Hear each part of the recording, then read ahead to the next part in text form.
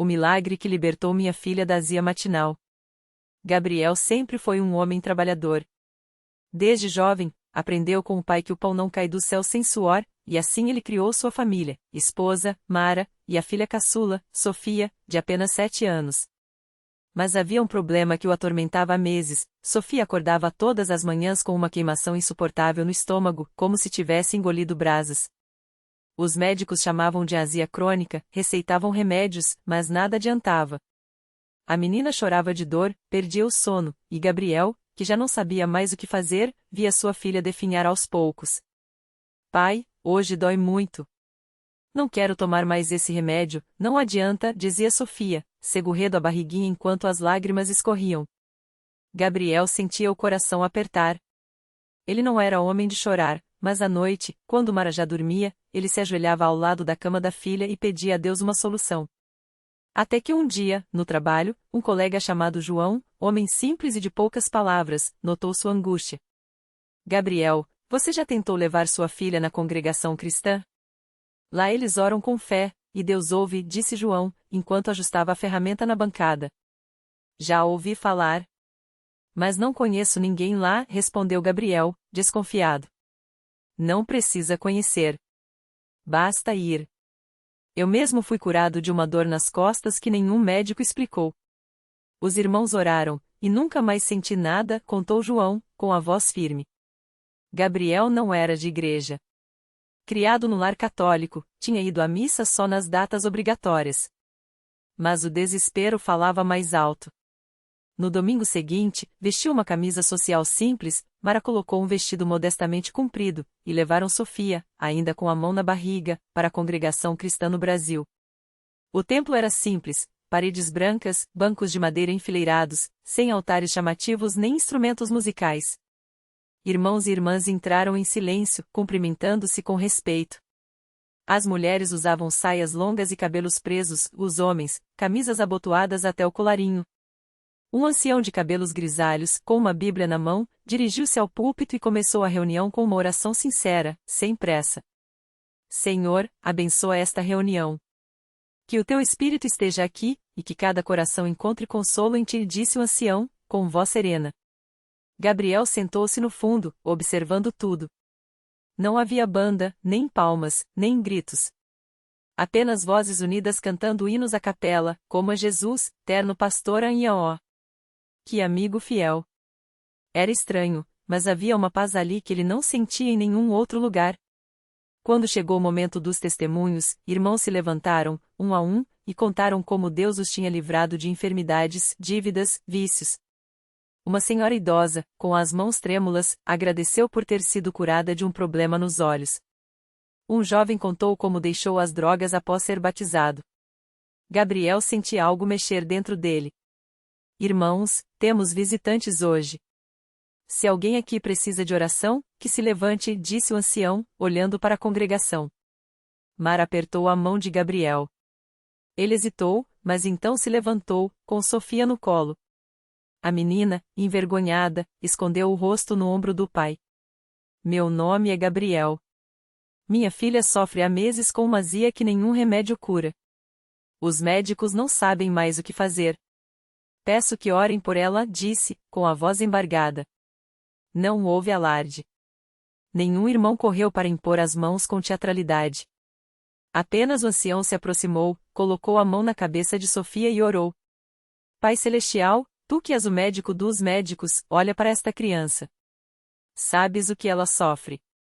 Em nome de Jesus, remove esta dor, restaura seu corpo, e dá paz a esta família. Que a tua vontade seja feita. Os irmãos ao redor repetiram em voz baixa, Amém. Gabriel não sentiu nada de extraordinário na hora. Mas quando chegou em casa, Sofia, pela primeira vez em meses, não se queixou da dor ao deitar. Na manhã seguinte, ele acordou antes do sol nascer, com medo de ouvir os choros da filha. Mas só ouviu o som suave de sua respiração. Sofia, filha, você está bem? Perguntou, sentando na beira da cama. Ela abriu os olhos, espreguiçou-se e sorriu. Pai, não dói mais. Gabriel não acreditou. Esperou o café da manhã, esperou o almoço, esperou a noite. Sofia comeu normalmente, brincou, riu. A azia havia desaparecido como se nunca tivesse existido. No domingo seguinte, Gabriel voltou à igreja. Dessa vez, não como um estranho, mas como alguém que tinha algo a agradecer. Quando chegou a hora dos testemunhos, ele se levantou, com Sofia ao seu lado, e falou com a voz firme: Irmãos, eu vim aqui semana passada pedindo oração pela minha filha. Hoje voltei para dar glórias a Deus, porque Ele a curou. Não foi remédio, não foi médico. Foi a fé, foi a oração desta igreja. Obrigado. Os irmãos sorriram, alguns assentiram com a cabeça, outros disseram louvado seja Deus em voz baixa. Não houve aplausos, nem show. Apenas a certeza de que Deus havia ouvido. Naquele mesmo dia, Gabriel e Mara decidiram se batizar. Quando o ancião os mergulhou nas águas, em nome do Pai, do Filho e do Espírito Santo, Gabriel sentiu algo que nunca havia sentido, uma paz que não dependia de circunstâncias. Sofia, pequena demais para entender tudo, apenas sabia que não doía mais. Anos depois, Gabriel se tornou um irmão ativo na congregação. Aprendeu que a fé não é mágica, mas confiança em um Deus que ouve. Que a igreja não é um lugar de espetáculo, mas de encontro com aquele que cura. E que, às vezes, as maiores bênçãos vêm através da simplicidade, de um hino cantado sem instrumentos, de uma oração feita com o coração, de irmãos que não julgam, mas acolhem. Sofia cresceu saudável, sem nunca mais sentir aquela queimação. E Gabriel, toda vez que via sua filha correr e brincar, lembrava-se daquela manhã em que Deus mostrou que, mesmo nos problemas que pareciam sem solução, Ele está presente. A fé não tira o problema sempre da forma que a gente quer, costumava dizer Gabriel aos novos visitantes da igreja. Mas Deus sabe o que faz. E quando Ele age, não há dúvida de que foi Ele. Os anos passaram, e a vida de Gabriel e Sofia se tornou um testemunho vivo na igreja. A menina, que um dia esteve à beira da morte, agora era uma adolescente cheia de energia, sonhos e uma fé que contagiava a todos. Gabriel, que antes era um homem quebrado pela dor e pela desilusão, se tornou um líder no grupo de oração, sempre pronto a estender a mão para quem chegava com o coração pesado. Certa tarde, uma mulher chamada Marisa entrou na Universal pela primeira vez. Ela trazia nos olhos o mesmo cansaço que Gabriel já conhecia bem. Seu filho, Lucas, de apenas 8 anos, havia sido diagnosticado com uma doença rara nos rins. Os médicos davam poucas esperanças, e ela já havia esgotado todas as opções. Não sei mais o que fazer, confessou, com a voz embargada, ao encontrar Gabriel depois do culto. Ele não ofereceu palavras vazias. Apenas a levou até o altar, onde muitos já haviam encontrado resposta. Deus não mudou, disse Gabriel, colocando a mão no ombro dela. Ele ainda faz milagres. Eu sei, porque minha filha é a prova. Marisa começou a frequentar a igreja com Lucas. Todas as terças e sextas, ela estava lá, mesmo quando o cansaço das noites no hospital pesava. Os irmãos oravam por eles, não com frases decoradas, mas com uma fé sincera, daquelas que nascem da experiência. Um dia, durante uma corrente de oração, Lucas, que antes mal conseguia ficar de pé, sentiu uma força estranha percorrer o corpo. Mãe, não dói mais, ele sussurrou, segurando sua mão. Os exames que vieram depois deixaram os médicos perplexos. Os rins do menino, que estavam em estágio avançado de comprometimento, começaram a mostrar sinais de regeneração. Isso não tem explicação médica, disse um dos especialistas, coçando a cabeça. Mas Marisa sabia a explicação. Ela tinha visto com seus próprios olhos o mesmo Deus que curou Sofia agir na vida de seu filho. Lucas não só se recuperou como se tornou, assim como Sofia, uma criança ativa e cheia de vida. Marisa, que antes vivia mergulhada no desespero, agora sorria ao contar seu testemunho. Eu pensava que Deus tinha me abandonado, dizia ela, com os olhos brilhando. Mas Ele só estava esperando o momento certo para mostrar que nunca me deixou. A história de Gabriel e Sofia tinha se multiplicado. Aquela igreja, que para muitos era apenas mais um prédio no meio da cidade, se tornará um lugar onde o impossível ganhava forma. Não por causa de paredes ou estruturas, mas por causa de um Deus que escolheu se revelar ali, através de pessoas comuns, que creram contra toda esperança. Gabriel, ao ver Marisa e Lucas abraçados no altar, agradecendo a Deus, sentiu o coração transbordar. Lembrou-se daquela manhã em que, sozinho e desesperado, entrou pela primeira vez na Universal. Não sabia que ali começaria uma jornada que não só salvaria sua filha, mas transformaria sua vida em um farol para outros que estavam no escuro. Às vezes a gente acha que a fé é só para nós, ele costumava dizer, olhando para as famílias que agora enchiam os bancos da igreja. Mas Deus nos cura para que a gente possa mostrar aos outros que Ele é real.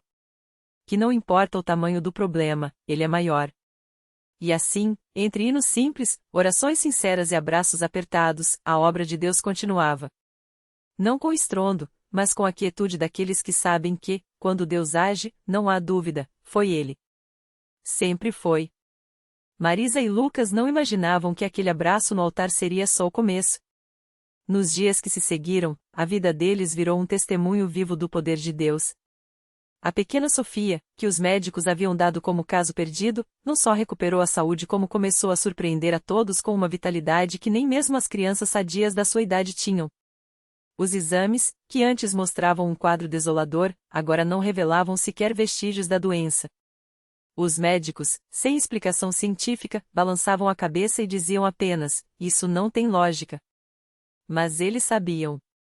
Sabiam que a lógica estava no altar, nas noites em que Marisa, mesmo com os olhos inchados de chorar, se ajoelhava e dizia: "Senhor, eu não saio daqui sem a minha vitória."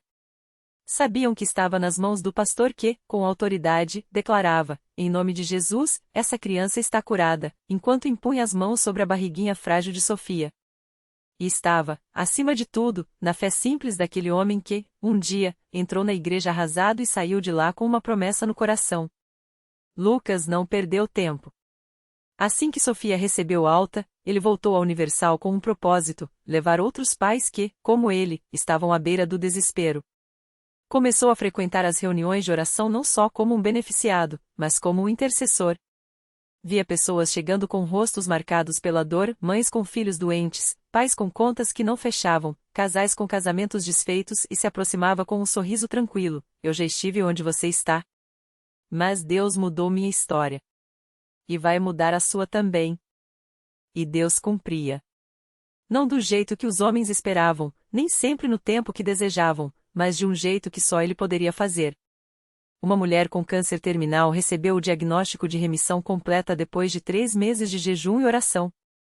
Um homem que havia perdido o emprego e estava prestes a perder a casa recebeu uma ligação inesperada com uma proposta de trabalho no mesmo dia em que foi ungido no culto.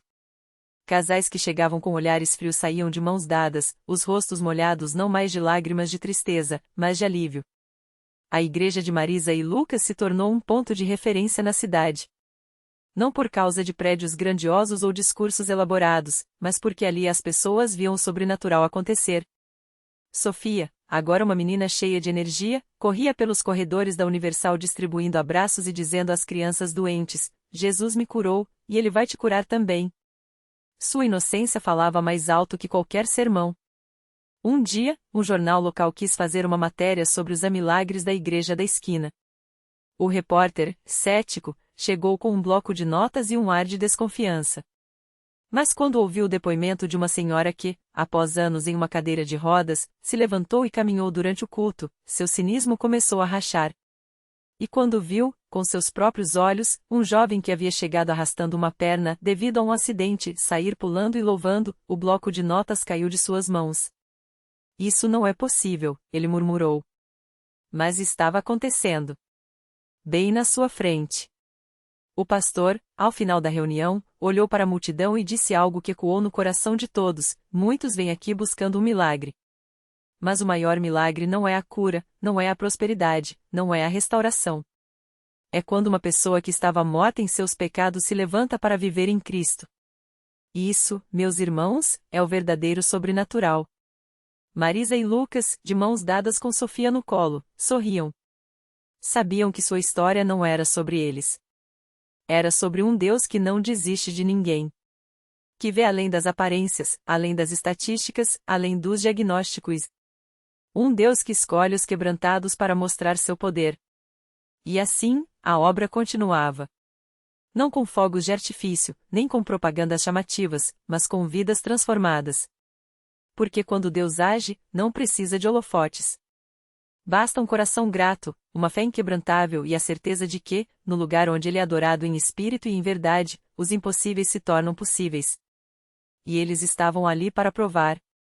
Naquela mesma noite, enquanto a família deixava a Universal, Sofia começou a balbuciar algo que deixou Marisa sem ar. Era uma palavra clara, nítida, que nenhuma criança de sua idade com aquela condição deveria ser capaz de pronunciar: mamãe. Marisa congelou, os olhos cheios de lágrimas. Lucas apertou sua mão com força, como se temesse que aquele momento fosse desaparecer. A médica tinha dito que Sofia nunca falaria. Que seu cérebro não tinha desenvolvimento suficiente. Que eles deveriam se conformar com sorrisos e pequenos gestos. Mas ali estava ela, com os olhinhos brilhando, repetindo: mamãe, papai. No dia seguinte, eles voltaram correndo para a igreja. Não para contar, mas para agradecer. E foi então que o pastor os chamou ao altar. Deus não faz nada pela metade, ele disse, colocando as mãos sobre a cabeça de Sofia. Se ele abriu a boca dela, é porque quer abençoar ainda mais. E assim foi. Nas semanas seguintes, os médicos ficaram boquiabertos. Os exames mostravam atividade cerebral onde antes havia apenas silêncio. Sofia começou a engatinhar, depois a dar os primeiros passos.